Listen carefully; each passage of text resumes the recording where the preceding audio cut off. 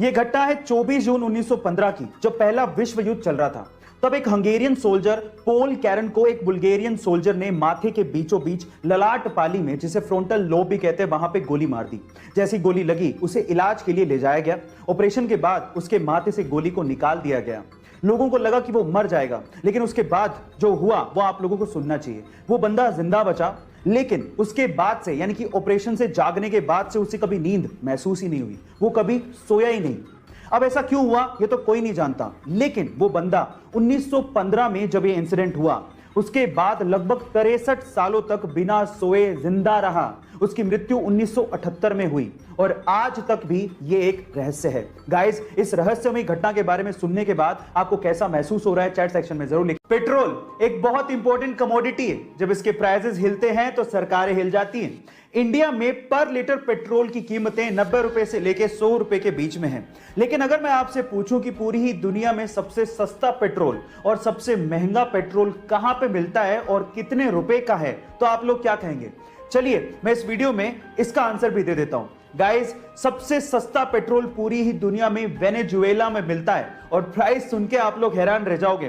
पर litre petrol की कीमत मात्र ₹1.44 है। वहीं सबसे महंगा पेट्रोल हांगकांग में बिकता है। वहां पर लीटर पेट्रोल की कीमत लगभग 170 रुपए है। गाइस, ये फैक्ट सुन के आपको कैसा लगा चैट सेक्शन में जरूर लिखिएगा। गाइस, आप लोग रेड सिग्नल पे रुकते हो कि नहीं? रुकते हो ना? और ग्रीन सिग्नल पे आगे जाते हो।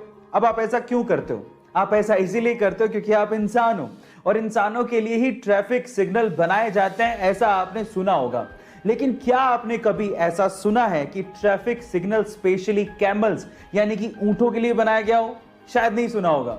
लेकिन जो कहीं नहीं होता वो चाइना में होता है। जी हाँ गाइस, चाइना के डूनहोंग सिटी के सैनिक मिंगशा माउंटेन पर स्पेशली ऊंटों के लिए एक ट्रैफिक सिग्नल बनाया गया है। अब उस ट्रैफिक सिग्नल में जैसे ही ग्रीन सिग्नल होता है तो ऊंट आगे जाते हैं और जैसे ही रेड सिग्नल होता है तो वहां के टूरिस्ट जो वहां पर घूमने आए हैं वो आगे जाते हैं। गाइस, ये ट्रैफिक सिग्नल का कॉन्सेप्ट आपको कैसा लगा चैट सेक्शन में जरूर लिखिएगा। जिंदगी की भाग दौड़ और अपने मतलब के चक्कर में इंसान ये तक भूल गया कि इस अर्थ पे उसके अलावा और भी जीव रहते हैं।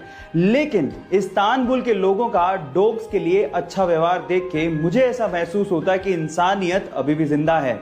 जी हाँ गाइस, इस्तांबुल एक ऐसी कंट्री है जहां पर सर्दियों के दिनों में डॉग्स को मॉल्स में आने दिया जाता है ताकि वो ठंड से अपने आप को बचा सके।